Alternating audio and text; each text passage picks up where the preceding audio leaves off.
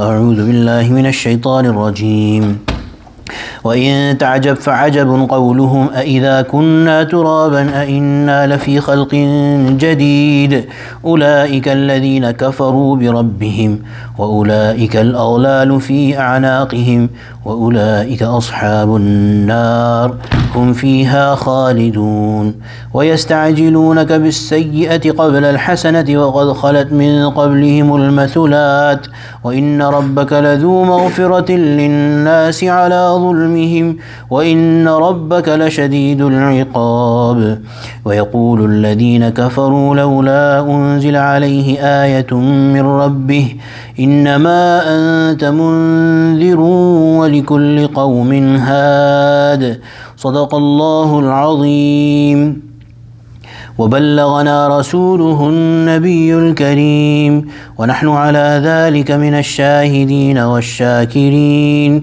والحمد لله رب العالمين. Surah Ra'd.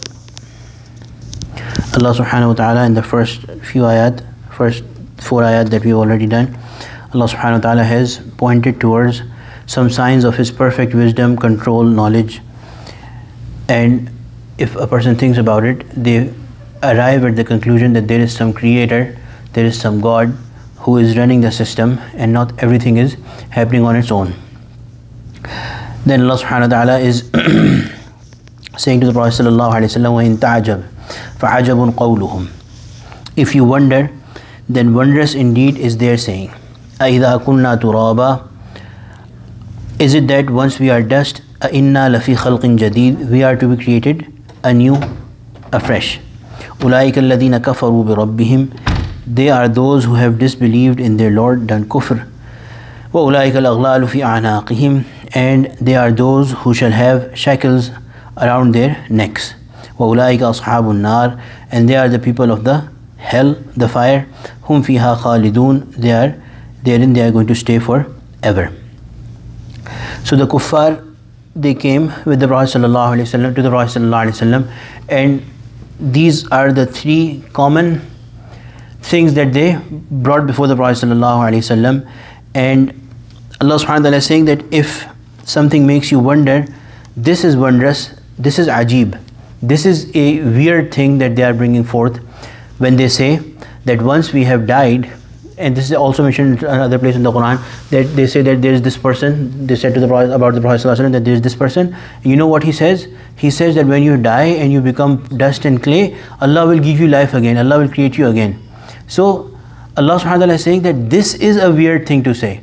That how can Allah, even this question, being confused or being in doubt about how can Allah, or if Allah create us again, this is what is a weird thing to say. When you know, and you know that how Allah subhanahu wa ta'ala has created you the first time, the creation first time, even if you look from a human perspective, to make something the first time is the hardest. Once you've made something, it's easier to make it again. Allah has created you, and Allah is telling you and proving through these mentions of His wisdom, His perfect knowledge, that so many things Allah has done. And you are in doubt that how will Allah create us again? The first time, think about your creation. How were you created? You came forth from a drop, and that drop came forth from so many places, because a man eats so many different things, and those things ultimately become part of his body and whatever comes out of his body. And that thing that they eat, that has been driven from so many different places. So Allah has already shown it to you, how He gathered these particles of dust from across the world, and how He gave you life first, how He created you first. So why are you in doubt? How foolish, how wondrous and how weird is this notion that how could Allah create us again?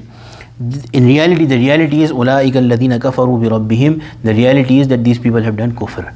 By questioning these things, they are doing kufr. They have done kufr, and their kufr, their disbelief, is making them not think straight. Has destroyed their capacities to understand and think straight. وَأُولَٰئِكَ الْأَغْلَالُ فِي أَعْنَاقِهِمْ. Their result is that there will be shackles, there will be constraints around their necks.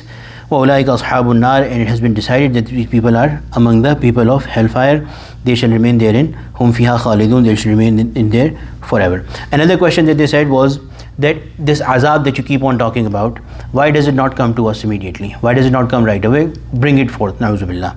So Allah subhanahu wa ta'ala is saying, وَيَسْتَعْجِلُونَكَ بِالسَّيِّئَةِ قَبْلَ الْحَسَنَةِ. They ask for evil to come sooner than good. So this good, this temporary good that Allah has allowed them, the time that Allah has allowed them, they are making haste about the evil, the punishment, the bad thing. وَقَدْ خَلَتْ مِنْ قَبْلِهِمُ الْمَثُولَاتِ. While punishments have really come to pass against people before them. So they knew about these nations, Aad, Samud, the nation of Samud, the other people, the nation of Salih, the people of Bani Israel, Fir'aun, all those. What happened? They knew that Allah has punished people for not listening to the prophets, but still they are coming to the Prophet ﷺ and saying that bring forth the punishment, where is the punishment? Do you not know that Allah allows time, and under His perfect wisdom, Allah does give time to people. So this goodness and this delay in the punishment should not make you think that it's never going to come. It has come to people in the past. Allah allowed them time as well for them to come around, but when they did not, punishment for sure did come to them. وَإِنَّ رَبَّكَ لَذُو مَغْفِرَةٍ لِلنَّاسِ عَلَى ظُلْمِهِمْ وَإِنَّ رَبَّكَ لَشَدِيدُ الْعِقَابِ. Allah subhanahu wa ta'ala is introducing two things about Him. And this is one of the ayat full of mercy, but for those who are believers. For those who are believers. وَإِنَّ رَبَّكَ لَذُو مَغْفِرَةٍ لِلنَّاسِ عَلَى ظُلْمِهِمْ. Allah subhanahu wa ta'ala, your Lord, surely, without doubt, inna rabbaka, for sure your Lord is the Lord of forgiveness for the people against their wrongdoing. People do wrong and Allah shows them forgiveness. People are cruel and do injustice and still Allah shows them mercy. This is for those people who believe in Allah subhanahu wa ta'ala. Those people who have this faith that there is someone who will show mercy to us. وَإِنَّ رَبَّكَ لَشَدِيدُ الْعِقَابِ. But also understand, know it fully well, that for sure your Lord is also severe in punishing.